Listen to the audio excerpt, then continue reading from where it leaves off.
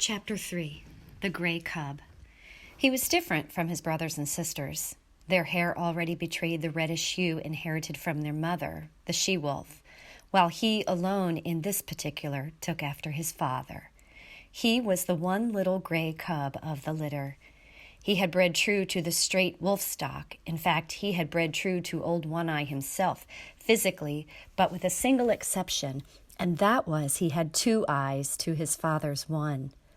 The gray cub's eyes had not been open long, yet already he could see with steady clearness. And while his eyes were still closed, he had felt, tasted, and smelled. He knew his 2 brothers and his 2 sisters very well. He had begun to romp with them in a feeble, awkward way, and even to squabble, his little throat vibrating with the queer, rasping noise, the forerunner of the growl, as he worked himself into a passion. And long before his eyes had opened, he had learned by touch, taste, and smell to know his mother, a fount of warmth and liquid food and tenderness.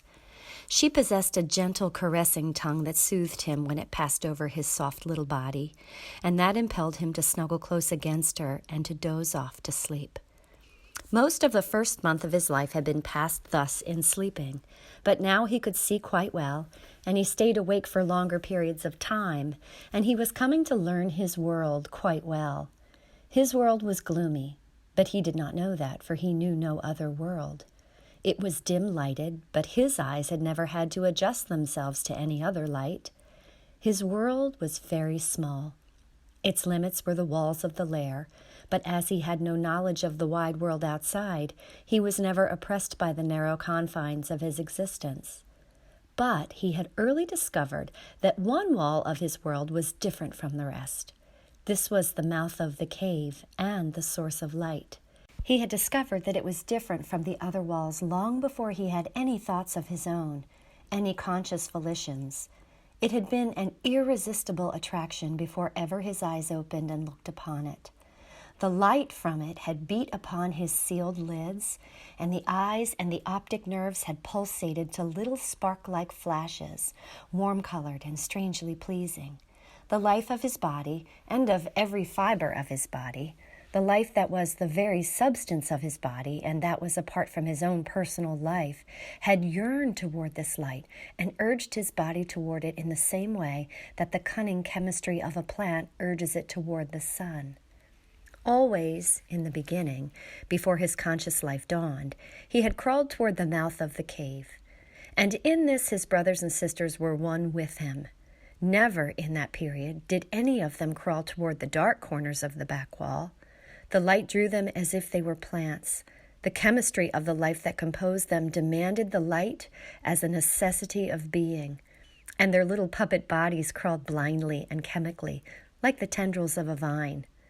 Later on, when each developed individuality and became personally conscious of impulsions and desires, the attraction of the light increased.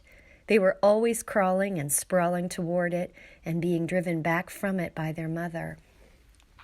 It was in this way that the gray cub learned other attributes of his mother than the soft, soothing tongue.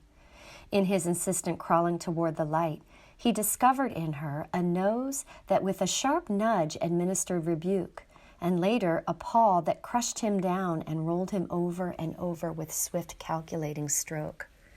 Thus he learned hurt, and on top of it he learned to avoid hurt, first by not incurring the risk of it, and second, when he had incurred the risk, by dodging and by retreating. These were conscious actions and were the results of his first generalizations upon the world. Before that, he had recoiled automatically from hurt, as he had crawled automatically toward the light. After that, he recoiled from hurt because he knew that it was hurt. He was a fierce little cub. So were his brothers and sisters. It was to be expected. He was a carnivorous animal. He came of a breed of meat killers and meat eaters. His father and mother lived wholly upon meat. The milk he had sucked with his first flickering life was milk transformed directly from meat. And now, at a month old, when his eyes had been opened for but a week, he was beginning to himself eat meat. Meat half digested by the she-wolf and disgorged for the 5 growing cubs that already made too great a demand upon her breast. But he was, further, the fiercest of the litter. He could make a louder rasping growl than any of them. His tiny rages were much more terrible than theirs. It was he that first learned the trick of rolling a fellow cub over with a cunning paw stroke. And it was he that first gripped another cub by the ear and pulled and tugged and growled through jaws tight clenched. And certainly it was he that caused the mother the most trouble in keeping her litter from the mouth of the cave. The fascination of the light for the gray cub increased from day to day. He was perpetually departing on yard-long adventures toward the cave's entrance, and as perpetually being driven back. Only he did not know it for an entrance. He did not know anything about entrances, passages whereby one goes from one place to another place. He did not know any other place, much less of a way to get there. So to him, the entrance of the cave was a wall of light. As the sun was to the outside dweller, this wall was to him the sun of his world. It attracted him as a candle attracts a moth. He was always striving to attain it. The life that was so swiftly expanding within him urged him continually toward the wall of light. The life that was within him knew that it was the one way out, the way he was predestined to tread, but he himself did not know anything about it. He did not know there was anything outside at all. There was one strange thing about this wall of light. His father, he had already come to recognize his father as the one other dweller in the world, a creature like his mother who slept near the light and was a bringer of meat. His father had a way of walking right into the white, far wall and disappearing. The gray cub could not understand this. Though never permitted by his mother to approach that wall, he had approached the other walls and encountered hard obstruction on the end of his tender nose. This hurt, and after several such adventures, he left the walls alone.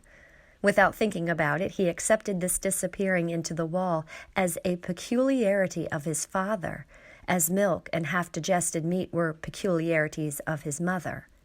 In fact, the gray cub was not given to thinking, at least to the kind of thinking customary of men. His brain worked in dim ways, yet his conclusions were as sharp and distinct as those achieved by men. He had a method of accepting things without questioning the why and wherefore. In reality, this was the act of classification. He was never disturbed over why a thing happened. How it happened was sufficient for him. Thus, when he had bumped his nose on the back wall a few times, he accepted that he would not disappear into walls. In the same way, he accepted that his father could disappear into walls. But he was not in the least disturbed by desire to find out the reason for the difference between his father and himself. Logic and physics were no part of his mental makeup. Like most creatures of the wild, he early experienced famine. There came a time when not only did the meat supply cease, but the milk no longer came from his mother's breast. At first the cubs whimpered and cried, but for the most part they slept. It was not long before they were reduced to a coma of hunger. There were no more spats and squabbles, no more tiny rages nor attempts at growling, while the adventurers toward the far white wall ceased altogether. The cubs slept while the life that was in them flickered and died down. One Eye was desperate. He ranged far and wide and slept but little in the lair that had now become cheerless and miserable. The she-wolf, too, left her litter and went out in search of meat. In the first days after the birth of the cubs, One Eye had journeyed several times back to the Indian camp and robbed the rabbit snares. But with the melting of the snow and the opening of the streams, the Indian camp had moved away, and that source of supply was closed to him. When the gray cub came back to life and again took interest in the far white wall, he found that the population of his world had been reduced. Only one sister remained to him. The rest were gone. As he grew stronger, he found himself compelled to play alone, for the sister no longer lifted her head nor moved about. His little body rounded out with the meat he now ate, but the food had come too late for her. She slept continuously, a tiny skeleton flung round with skin, in which the flame flickered lower and lower, and at last went out. Then there came a time when the gray cub no longer saw his father appearing and disappearing in the wall, nor lying down asleep in the entrance. This had happened at the end of a second and less severe famine. The she-wolf knew why One Eye never came back, but there was no way by which she could tell what she had seen to the gray cub. Hunting herself for meat, up the left fork of the stream where lived the lynx, she had followed a day-old trail of One Eye, and she had found him, or what remained of him, at the end of the trail. There were many signs of the battle that had been fought, and of the lynx's withdrawal to her lair after having won the victory. Before she went away, the she-wolf found this lair, but the signs told her that the lynx was inside, and she had not dared to venture in. After that, the she-wolf in her hunting avoided the left fork, for she knew that in the lynx's lair was a litter of kittens, and she knew the lynx for a fierce, bad-tempered creature and a terrible fighter. It was all very well for half a dozen wolves to drive a lynx, spitting and bristling, up a tree, but it was quite a different matter for a lone wolf to encounter a lynx, especially when the lynx was known to have a litter of hungry kittens at her back. But the wild is the wild, and motherhood is motherhood, at all times fiercely protective whether in the wild or out of it. And the time was come when the she-wolf, for her gray cub's sake, would venture the left fork, and the lair in the rocks, and the lynx's wrath.